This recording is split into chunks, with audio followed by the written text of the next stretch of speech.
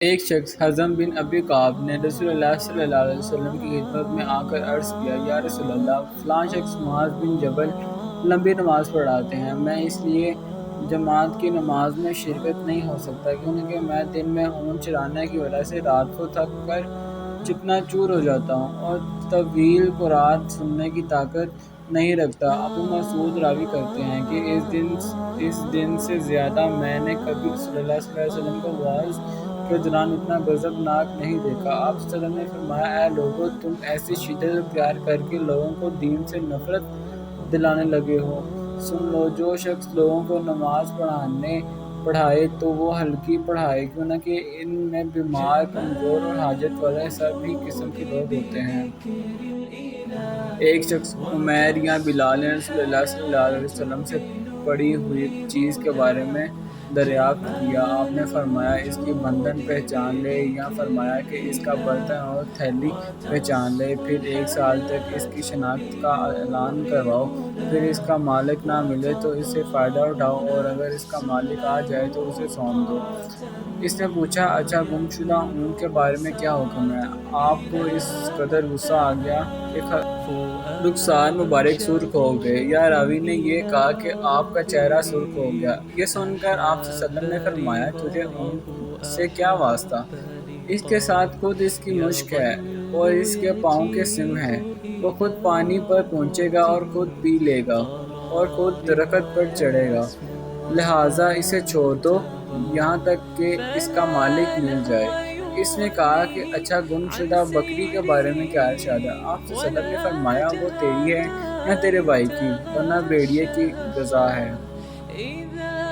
رسول اللہ صلی اللہ علیہ وسلم سے کچھ ایسی باتیں دریافت کی گئیں کہ آپ صلی اللہ علیہ وسلم کو برا معلوم ہوا۔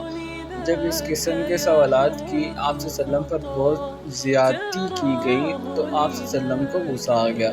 پھر آپ صلی اللہ علیہ وسلم نے لوگوں سے فرمایا، اچھا، مجھ سے جو چاہو پوچھو۔ تو ایک شخص نے دریافت کیا کہ میرا باپ کون ہے؟ آپ صلی اللہ علیہ وسلم نے فرمایا، تیرا باپ حذاف ہے۔ پھر دوسرا آدمی کھڑا ہوا اور اس نے پوچھا کہ یا رسول اللہ، میرا باپ کون ہے؟ آپ صلی اللہ علیہ وسلم نے فرمایا، تیرا باپ سالم شیبہ کا آزاد کردہ غلام ہے۔ آخر حضرت عمر رضی اللہ تعالیٰ عنہ نے آپ کے چہرہ مبارک کا حال دیکھا تو عرض کیا، یا رسول اللہ، ہم ان باتوں کے دریافت کرنے سے جو آپ کو ناگوار ہوں اللہ سے توبہ کرتے ہیں۔ ایک دن رسول اللہ صلی اللہ علیہ وسلم گھر سے نکلے تو عبداللہ بن حذیفہ کھڑے ہو کر پوچھنے لگے کہ حضور، میرا باپ کون ہے؟ آپ صلی اللہ علیہ وسلم نے فرمایا، حذیفہ۔ پھر آپ صلی اللہ علیہ وسلم نے بار بار فرمایا کہ مجھ سے پوچھو تو حضرت عمر رضی اللہ تعالیٰ عنہ نے دو زانوں ہو کر عرض کیا کہ ہم اللہ کے رب ہونے پر، اسلام کے دین ہونے اور محمد صلی اللہ علیہ وسلم کے نبی ہونے پر راضی ہیں۔ اور یہ جملہ 3 مرتبہ دہرایا۔ پھر یہ سن کر رسول اللہ صلی اللہ علیہ وسلم خاموش ہو گئے۔ جب آپ سلام کرتے تو 3 بار سلام کرتے، اور جب کوئی کلمہ ارشاد فرماتے تو اسے 3 بار دہراتے، یہاں تک کہ خوب سمجھ لیا جاتا۔ جب آپ کوئی کلمہ ارشاد فرماتے تو اسے 3 بار لوٹاتے، یہاں تک کہ خوب سمجھ لیا جاتا۔ اور جب کچھ لوگوں کے پاس آپ تشریف لاتے اور انہیں سلام کرتے تو 3 بار سلام کرتے۔ ایک سفر میں رسول اللہ صلی اللہ علیہ وسلم ہم سے پیچھے رہ گئے، پھر آپ ہمارے قریب آ پہنچے تو عصر کی نماز کا وقت ہو چکا تھا یا تنگ ہو گیا تھا اور ہم وضو کر رہے تھے۔ ہم اپنے پیروں پر پانی کا ہاتھ پھیرنے لگے تو آپ نے بلند آواز سے فرمایا کہ آگ کے عذاب سے ان ایڑیوں کی جو خشک رہ جائیں خرابی ہے۔ یہ 2 مرتبہ فرمایا یا 3 مرتبہ؟ رسول اللہ صلی اللہ علیہ وسلم نے فرمایا، 3 شخص ہیں جن کے لیے 2 گنا اجر ہیں۔ ایک وہ جو اہل کتاب سے ہو اور اپنے نبی پر اور محمد صلی اللہ علیہ وسلم پر ایمان لائے، اور دوسرے وہ غلام ہیں جو اپنے آقا اور اللہ دونوں کا حق ادا کریں، اور تیسرے وہ آدمی ہے جس کے پاس کوئی لونڈی ہو، جس سے شاباشی کرتا ہے تو اسے تربیت دے تو اچھی تربیت دے، تعلیم دے تو عمدہ تعلیم دے، پھر اسے آزاد کر کے اس سے نکاح کر لے تو اس کے لیے 2 گنا اجر ہے۔ پھر عامر نے صالح بن حیان سے کہا کہ ہم نے یہ حدیث تمہیں بغیر اجرت کے سنا دی ہے، ورنہ اس سے کم حدیث کے لیے مدینہ تک کا سفر کیا جاتا تھا۔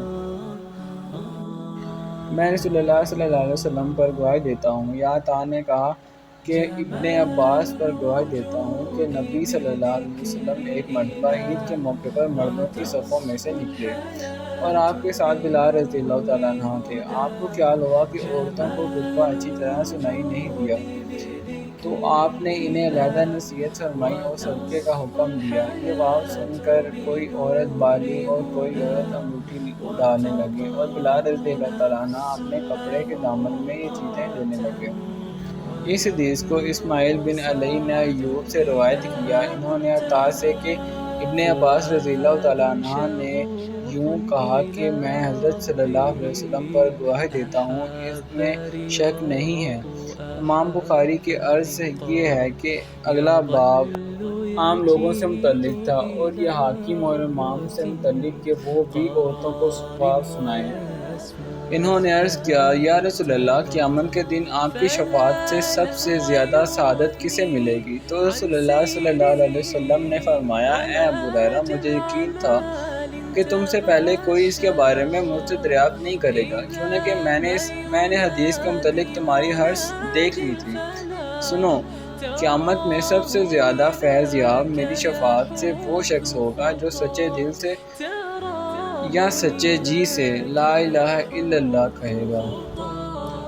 آپ صلی اللہ علیہ وسلم فرماتے تھے کہ اللہ علم کو اس طرح نہیں اٹھائے گا کہ اس کو بندوں سے چھین لے، بلکہ وہ پختہ کار علماء کو موت دے کر علم کو اٹھائے گا، حتیٰ کہ جب کوئی عالم باقی نہیں رہے گا تو لوگ جاہلوں کو سردار بنا لیں گے، ان سے سوالات کیے جائیں گے اور وہ بغیر علم کے جواب دیں گے، اس لیے خود بھی گمراہ ہوں گے اور لوگوں کو بھی گمراہ کریں گے۔